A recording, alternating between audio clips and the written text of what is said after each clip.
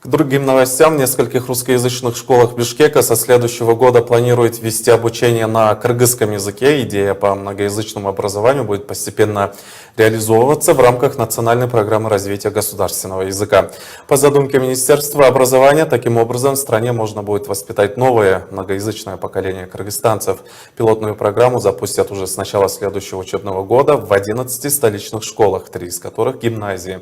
Подробнее об этой инициативе мы поговорим с экспертом по многоязычному образованию Надирой Джусупбековой. Здравствуйте, Надира. Здравствуйте. Спасибо, что пришли. Расскажите, пожалуйста, о вашем проекте. Почему в русскоязычных школах решили все-таки преподавать предметы на кыргызском языке? Здравствуйте еще раз. Но это не проект, это серьезная такая государственная программа. Эта программа призвана обеспечить и скорее создать условия для наших граждан, чтобы каждый ученик, например, столичной школы мог освоить государственный язык, русский язык и один иностранный язык, конечно, по мере возможности. Эта программа апробирована на 68 школах Кыргызской республики, в 2 вузах и в 5 детских садах. После апробации программы были получены очень хорошие результаты, и, естественно, это вдохновило нашу страну на дальнейшее продвижение этой программы. Ну, если в частности давайте поговорим о школах Бишкека, то в нашу программу многоязычного образования, школы попадают добровольно. Только после того, как они разговаривают, проводят родительские собрания, разъясняют, показывают вообще конечные цели этой нашей программы, после того, как они проанализируют свои ресурсы, какие у них учителя, какими языками они владеют, насколько они способны изменяться, обучаться. И материально-техническую базу очень хорошо исследуют. И только после этого они попадают к нам в нашу программу. Вообще по городу Бишкек управление образования мэрии города Бишкек совместно с Министерством образования был объявлен конкурс. И в этом конкурсе были победителями эти 11 школ. И они изъявили желание, что для них, для их выпускников, эта программа наилучшим образом подходит. Ну вот почему она подходит? Потому что эта программа позволяет сделать сильными все 3 языка. Ну, например, часть предметов будет преподаваться на кыргызском языке, часть предметов на русском языке. И в будущем, когда будут созданы соответствующие условия, то часть предметов мы планируем даже на одном иностранном языке. Все-таки, конечно, программа звучит как очень прогрессивная, да? Будем надеяться на успешную реализацию, но все-таки, учитывая то, что сам кыргызский язык на данный момент, как преподают его в учреждениях среднего образования, оставляет желать лучшего, мы это все понимаем. Как вы думаете, какие ожидания от этой программы все-таки, какие ожидаемые результаты, измеряемые результаты вы все-таки ждете? Потому что, как я понимаю, эта программа пока носит больше экспериментальный характер. Ну, естественно, образовательный процесс — это серьезный процесс, и надо все решения принимать взвешенно. Вначале в этих 11 школах Бишкека всех учащихся мы протестировали на знание государственного языка.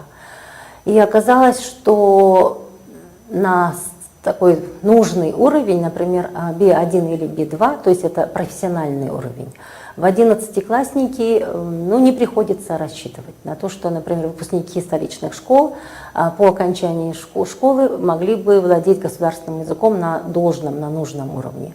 То есть это говорит о том, что существует эта проблема. Поэтому мы разработали и апробировали 2 курса повышения квалификации.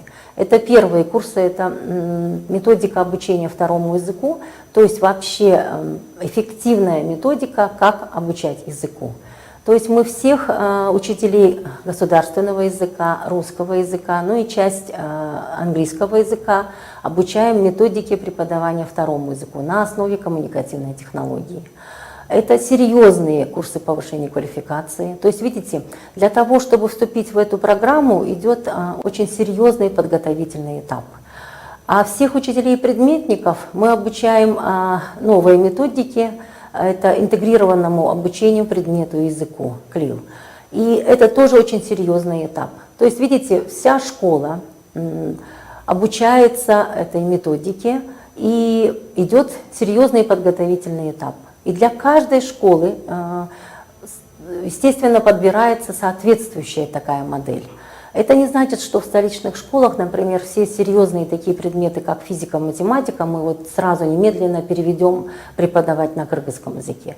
Естественно, это не так. Мы начнем с коммуникативных предметов, ну, например, физическая культура, ИЗО, музыка и так далее. Ну и это тоже не модель как бы для каждой школы. То есть мы для каждой школы подбираем соответствующую такую модель.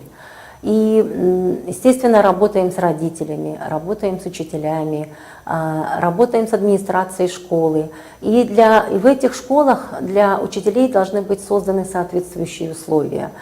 Для того, чтобы преподавать предмет на втором языке или на иностранном языке, у учителя должны быть созданы соответствующие условия. У него должен быть компьютер, он должен входить в интернет, брать нужную информацию, у него должен быть принтер, то есть обычная такая техника, потому что у него должны быть языковые опоры и соответствующие все учебные материалы. То есть это очень серьезная подготовка, и в столичных школах мы планируем только с сентября начать апробацию. А сейчас идет очень серьезный обучающий подготовительный этап. На самом деле уровень подготовки к этой программе достаточно впечатляющий, но тем не менее я еще раз хотел бы вас спросить, на самом деле каковы долгосрочные ожидания от этой программы? Что вы ожидаете допустим, через 5 лет после апробирования этой программы и успешного внедрения, массового внедрения по всей республике, что министерство и, в частности, ваша организация ожидает? Какой будет результат? То есть все не русскоговорящие граждане Кыргызстана, они уже приобщатся к языку, культуре, соответственно, да, титульной нации? Или что вы ожидаете? Ну, мы ожидаем, в общем, смотрите, в предметных образовательных стандартах, как и в государственном образовательном стандарте, указаны соответствующие уровни владения языками.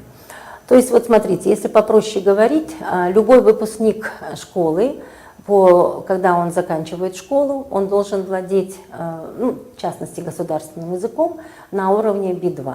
Но это что значит? Это профессиональный уровень, и он может, например, поступить в университет и читать любую информацию на государственном языке без проблем и обучаться, или работать. Но, как вы видите, это ни для кого не секрет, наши столичные школы с такой проблемой пока, с такой задачей пока не справляются. А если наша программа, как везде это уже ни для кого это не секрет, наша программа показывает неплохие результаты, то при многоязычном образовании, например, по каждой ступени образования идет замер. Ну, например, если ребенок заканчивает начальную школу, то он обязательно сдает тесты и определяется уровень владения языком. То есть учителя здесь не могут просто так работать, они должны работать на результат. То есть это наша программа создает такие условия, что не только предметное содержание освоено, насколько, да, например, физика, химия или математика, но и языки. Вот видите, то есть суть нашей программы в том, что, осваивая предметы, мы развиваем еще и языки. То есть, видите, потом после начальной школы, 5, 6, 7 класс, опять измеряются результаты, замеряются. И, естественно, если где-то какие-то проблемы, то каждая школа будет решать эти проблемы и Таким образом, мы ожидаем, что владение государственным языком будет на должном уровне. Я благодарю вас, Надира. А я напомню, что об инициативе вести некоторые уроки в русскоязычных школах на кыргызском языке мы поговорили с экспертом по многоязычному образованию Надирой Джусупековой.